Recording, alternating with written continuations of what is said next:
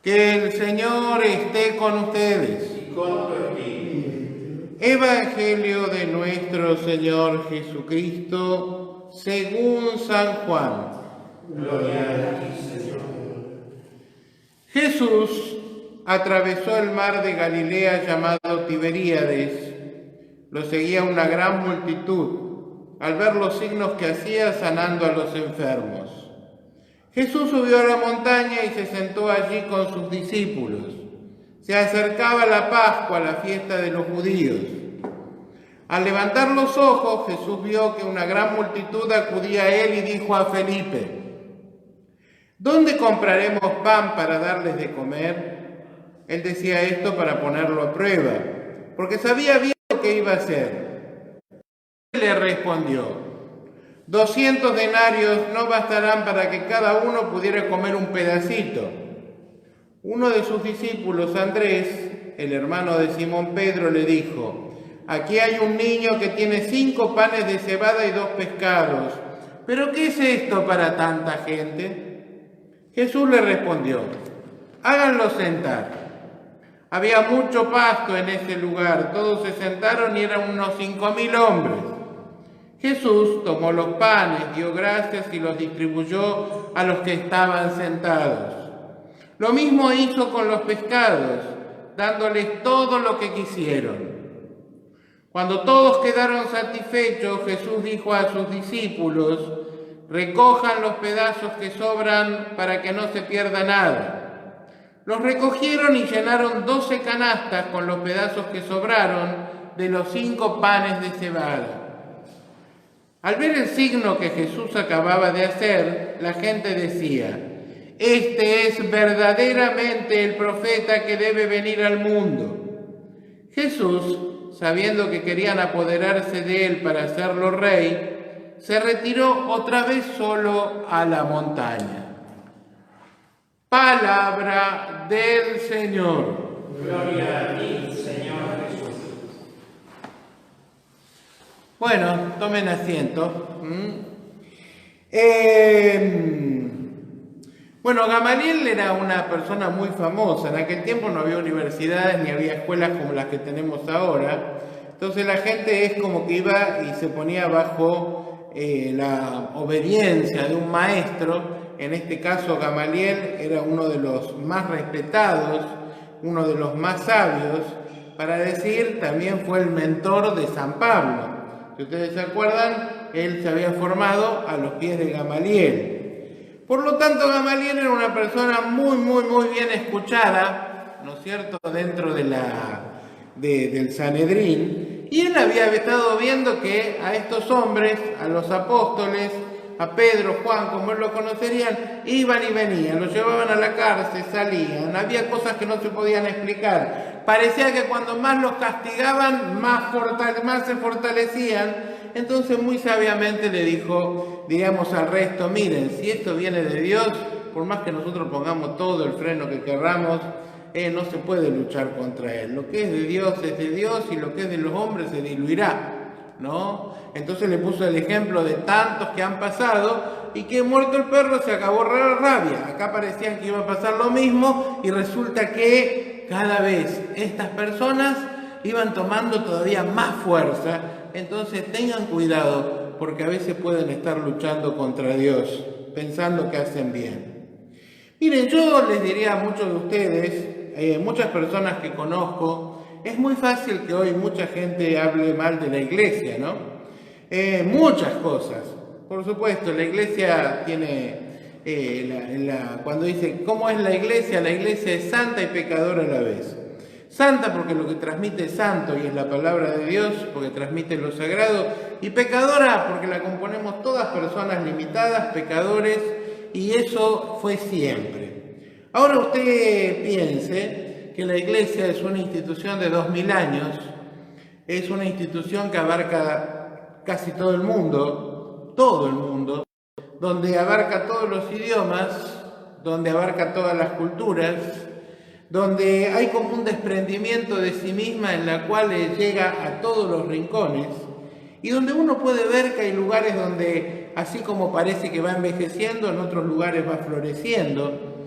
donde siempre está dando respuesta a algo, y aunque mucha gente se dedica a darle con un caño en un montón de cosas, sin embargo siempre sale a la luz.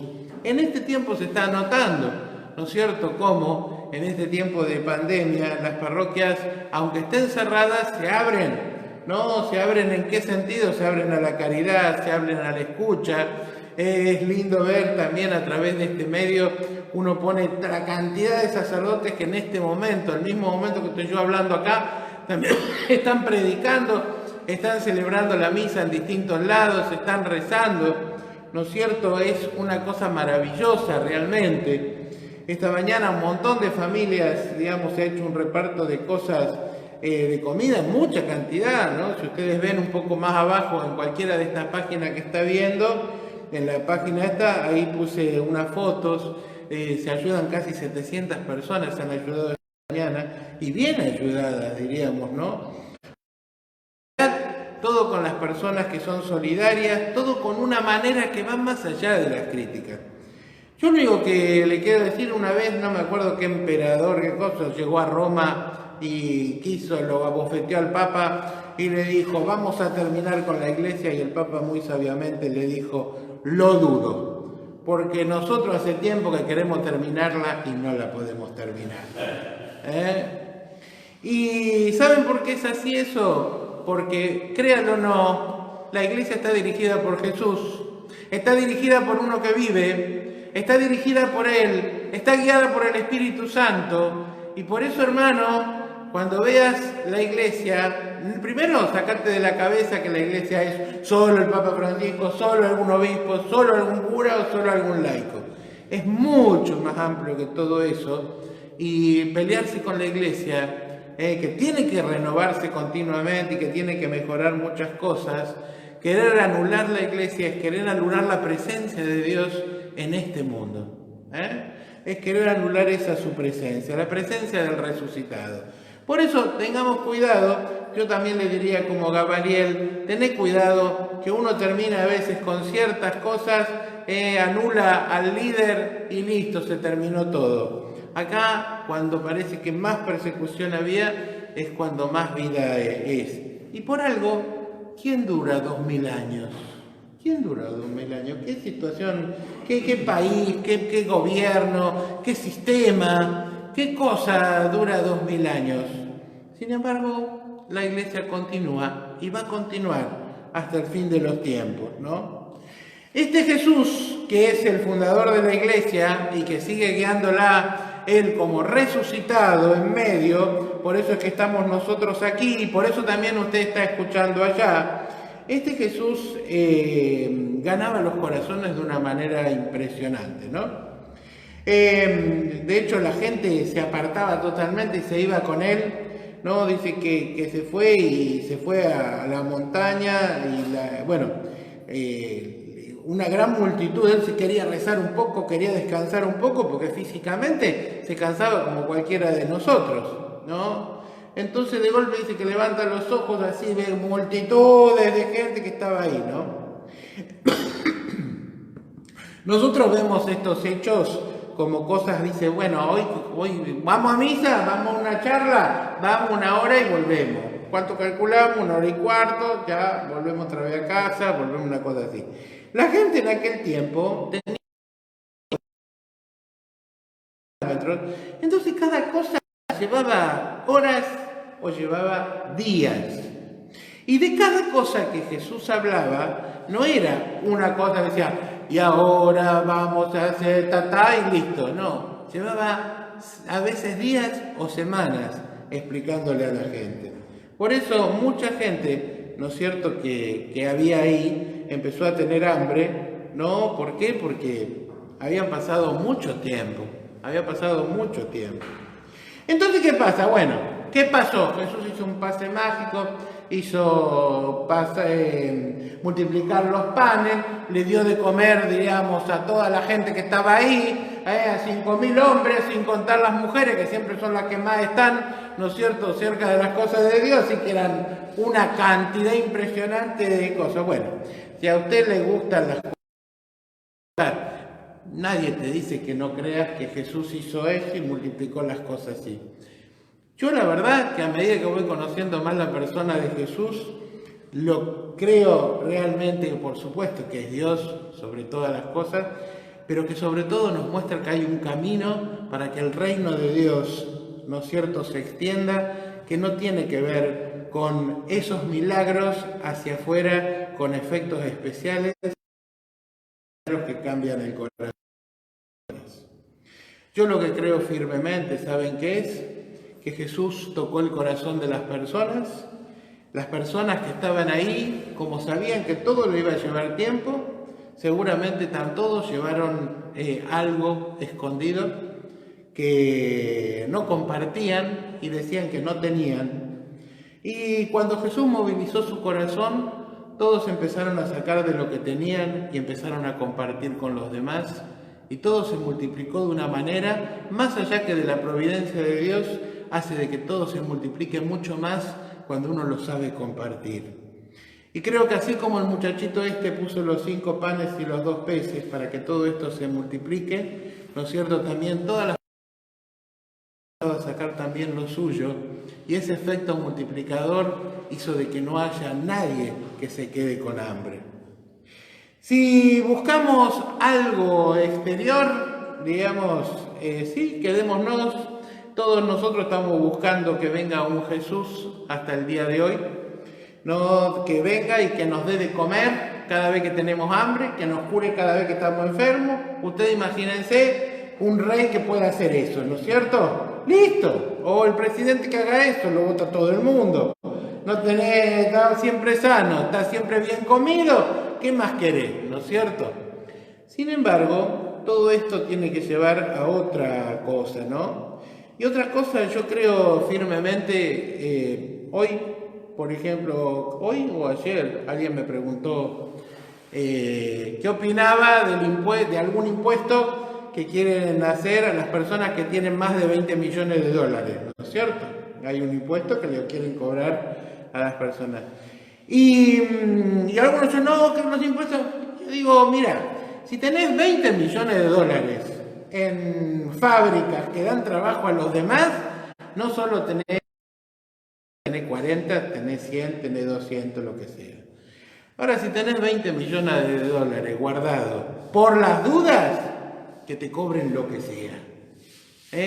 Porque no sé, creo que nadie tiene derecho a tener tanto guardado sin uso cuando hay un montón de gente que está teniendo cualquier cantidad de necesidades, ¿no es cierto?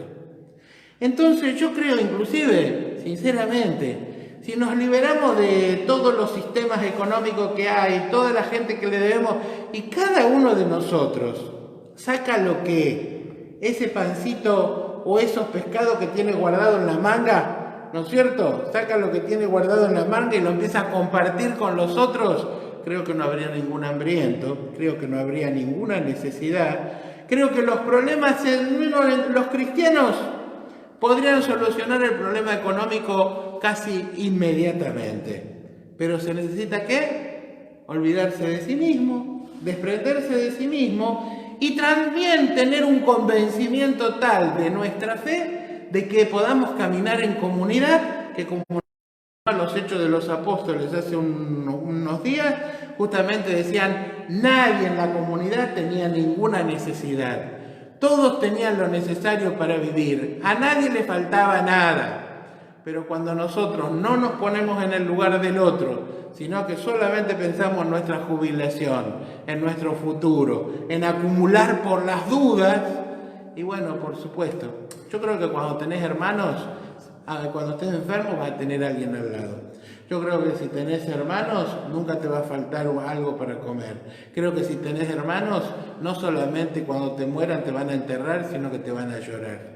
Pero para eso uno tiene que darse para poder también recibir todas esas cosas. Muchas veces el ser tan previsores nos hace avaros, ¿no?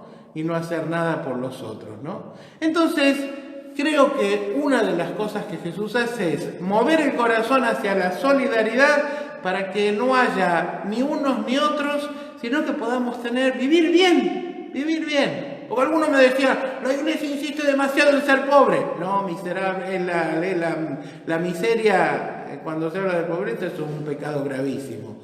Cuando uno habla de ser pobres desde el Evangelio es que no te falte lo necesario para vivir, pero que no acumules. Eso, nada más, ¿no es cierto? No acumular. Así que bueno, vamos a pedirle al Señor que Él también haga multiplicar la solidaridad en medio de su pueblo, para que podamos cada uno de nosotros darle una pequeña solución a su entorno. Que al menos el entorno que tenemos alrededor sea un entorno en el cual nosotros contribuyamos para que sea un entorno digno y no que genere la miseria. Que el Señor siga multiplicando los panes y los peces, ¿no es cierto? Pero que nosotros podamos dar lo que tenemos para que se pueda dar esa multiplicación. Amén.